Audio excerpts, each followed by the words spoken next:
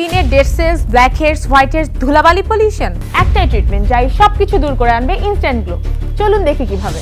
আমাদের স্কিনে constantly dead cell জমতে থাকে, যা আমাদের ত্বকের নতুন সেল গ্রোথে বাধা হয়ে দাঁড়ায়। এই ডেড সেল এবং পলিউশন মিলে সৃষ্টি হয় ব্ল্যাক হেডস, হোয়াইট হেডস। ফলাফল স্কিন ডাল হয়ে যাওয়া।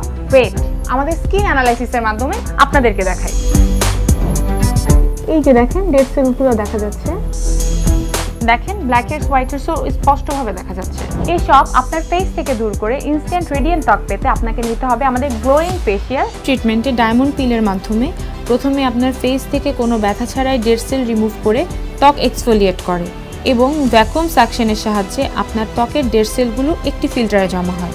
এই সেই ফিল্টার যেখানে ডেড সেলগুলো জমা হয়। ফেস এবং বডির স্পেশাল ডেড সেল এরিয়া যেমন T zone, lip area, eye zone, ঘাড় এবং আপার আর্মসে অ্যাপ্লাই করা হয়। এই এক্সফোলিয়েশন যে কোনো স্কিন টাইপেই এফেক্টিভ।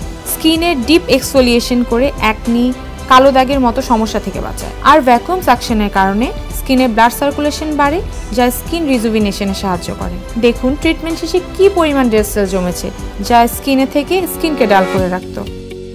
স্কিনে আসলে একটা ইনস্ট্যান্ট গ্লো দেখতে পাচ্ছি, আমি ভেরি ইমপ্রেস। আপনাকে কিন্তু নিয়মিত ট্রিটমেন্টগুলো চালিয়ে দিতে হবে, তাহলে আপনার রেজাল্ট আরও ভালো আসবে। ওকে, থ্যাংক ইউ।